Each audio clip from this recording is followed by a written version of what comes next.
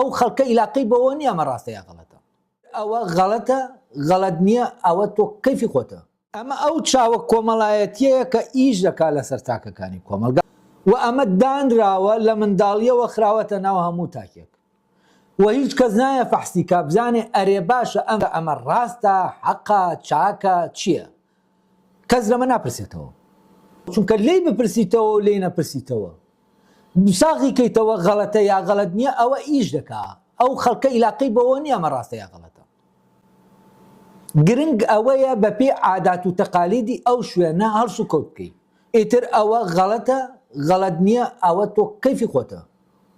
و دوای ئەوەی کە شتەکانی بۆ دروست دەکرێت، گەر شتێکی ئاواژ نەبێ شتێکی بۆ دروست بکرێت کە ئاوایە، ئەگەر ئەو شتە جوانە بێ مادام کۆی خەڵکەکە ئیجماعی لەسەرە هەموو خەڵکەکە وای دەبینن تەواوی تر شتەکە لە نەشکرابێت کراوە. کەسانێک کە قودرەتی قەنەعات پێهێنانی ئەوانی تریان هەیە کە درۆیەک خۆیان دروستی دەکەن پێشەم وەکو سوکرات دەڵێ خۆیان بڕوای پێ دەکەن و ئینجایتر وا دەکەن کەوانی تریش بڕوا بکەن، ئەم درۆیە بڵاو دەبێتەوە ئەم تۆمەتە، ئیتر کۆمەلگاکە ناچێت تەحقیق بکات و ئەم کەسە وا دەبینێ. ئاین هەر شتێک بیەوێ بەکاری دێنێ بۆ ڕەوایەتیدان بەو شتەی کە دەیکات. و ئاین شتێک کە ئێستا جگەل لەوەی کە بەکار دێنرێ بۆ ڕەوایەتیدان بەو شتانەی کە کەسەکە دەیکات شتێکی تر نییە لە ڕاستە. ئەوەی کە ئیش دەکات لە ناو کۆمەلگا لە ڕاستیا تەفسیرەکانی ئەو تێکستانەیە. عالمە کوردانە مفەسیرە کوردانە کە ئاینیان تەفسیر کردوێتەوە و کوردیانە تەفسیریان کردوێتەوە بنەماکەیان خۆشەویستیە و لەسەر ئەساسی ئەم خۆشەویستی ئەم بنەمایە ئەو تەرکیزی یعنی خۆشەویستی لە ئاەتەکان بۆ خۆشەویستی دەگەڕێت کە پەیوەندی ئینسانەکان لەسەر ئەساسی خۆشەویستیدا دەمەزرێنێ. ئەم کاتە تەفسیرێک دەکات کە تەفسیری ئەو کەسە نییە کە ڕقی دنیا لە دڵیەتی و ڕەبتی بە دینیشەوە نە ڕەبتی بۆ نمونە بە عروبەکەیەوە هەیە. خەڵکیشیش بەو تەفسیرە دەکات خۆ کەس لە ڕاستیان ناگەڕێتەوە بۆ تێکستەکانیان. کۆمەڵە خەڵکان تێکستەکان دێنن تەفسیری دەکەن، خەڵکەکەش ئەو تەفسیرە وەردەگرێت چونکە ئەو خەڵکە بۆ نمونە کوردەکە عەرەبی نازانێ. ئەحمەدی موفتیزادە کە دەڵێت لە ئێستا شتێک نییە بە ناوی کافر ناتوانین بڵێن کەس کافرە. یعنی ئیسلامەکەی بۆ نمونە ئەحمەد موفتیزادە هەرگیز تۆ ناتوانی بیرکەیتەوە کە ئیسلامەکەی بۆ نمونە سەید قوتبە. سەید قوتب بەموو دنیا تەکفیر دەکات. ئەحمەدی موفتیزادەش دەڵێ بەپێی ئەم ئاەتانە کەس کافر نییە. ئەم حەز دەکات کافرکە، ئەویش حەز دەکات کافر نەکات.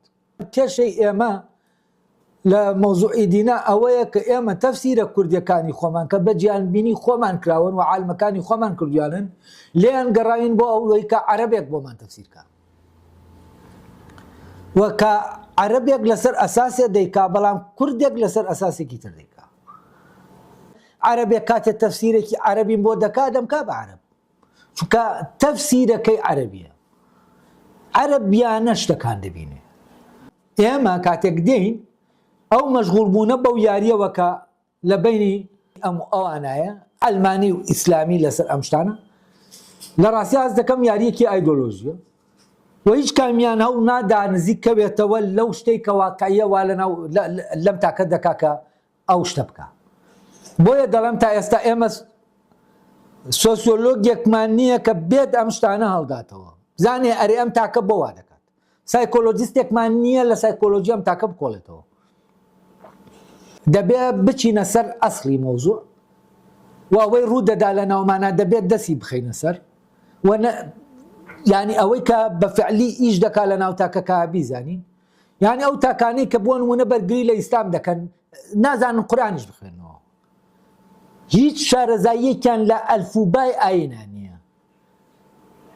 قسە دەڵێ بەس ئەمە تەعەسوبێکە هەیەتی بۆ نمونە شەڕی غەزە و ئیسرائیل دروست بووە تەعەسوبە. یعنی ئەگەر بۆ نمونە میسی و هێنیش بن ئەویتریان ڕۆناڵدۆ وانە ئەو دوانەش بە نەرەمان ڕوو دەدایانی ئەو گرنگەوەیە دوانە بن بەرامبەر یەکیتر ئەم تەعەسوبی هەیە. ئەم تەعەسوبە گرنگ نییە بابەتەکەی چییە، گرنگەوەیە کە تۆ دوو تەرەفە بێت تەعەسوبت بەرامبەر ئەوی تریانە بێت تۆش بکەویتە جەنگ لەگەڵ بەرەکەی بەرامبەر تەواو. و لەبەرەوە من ئەس دەکەم ئەگەر ئێمە لەناو ئەم تەعەسوبە بین تەعەسوبەکە دینی بێ یا بۆ مۆدێرنێتە بێ یا بۆ مۆراڵە مۆدێرنەکە بێ یا بۆ مۆراڵە ئەو مۆراڵە بێ لە ناوە کۆمەلگایە هەیە ناتوانین ئەوە دەست بکەینە سەر ئەوەی کە پێویستە دەستی بکەینە سەر